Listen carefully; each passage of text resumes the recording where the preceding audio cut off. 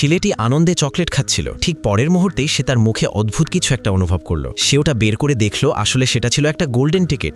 এরকম মাত্র 5টি গোল্ডেন টিকিট ছিল। বলা হতো যে যার কাছে এই টিকিট থাকবে সে কোটিপতি হতে পারবে। এভাবেই সেই ছেলেটি প্রথম বিজয়ী হয়ে গেল। দ্বিতীয় গোল্ডেন টিকিট পেয়েছিল একটি ধনী মেয়ে।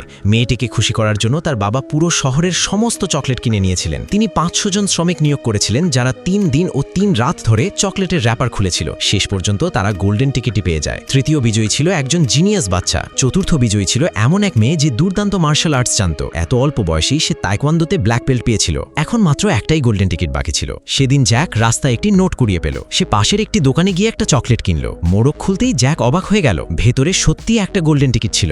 জ্যাক হয়ে গেল শেষ বিজয়ী। কয়েকদিন পর চকলেট ফ্যাক্টরির গেট ধীরে ধীরে খুলে গেল। ভাগ্যবান 5 শিশু তাদের বাবা মায়ের সঙ্গে ভেতরে প্রবেশ করল। ভেতরের দৃশ্যটি ছিল ঠিক রূপকথার গল্পের মতো। সমস্ত ফুল, ঘাস এবং গাছ ক্যান্ডি এবং ক্রিম দিয়ে তৈরি ছিল। নদীতে জলের মতো চকলেট বয়ে যাচ্ছিল। এখানকার সবকিছু ছোট ছোট শ্রমিকরা দেখাশোনা করছিল। প্রথম ছেলেটি মাটিতে বসে পড়ল, ঘাস ছিঁড়ে পাগলের মতো খেতে শুরু করলো। তারপর সে হামাগুড়ি দিয়ে নদীর ধারে গেল এবং চকলেট তুলতে লাগলো। কিন্তু ভুলবশত সেই নদীতে পড়ে গেল। ঠিক সেই মুহূর্তে একটি স্বচ্ছ পাইপ সেখানে ভেসে উঠল এবং সমস্ত চকলেটের সঙ্গে সেই ছেলেটিকেও নিজের ভেতরে টেনে নিল। এভাবেই প্রথম লোভী ছেলেটি বাদ পড়ে গেল।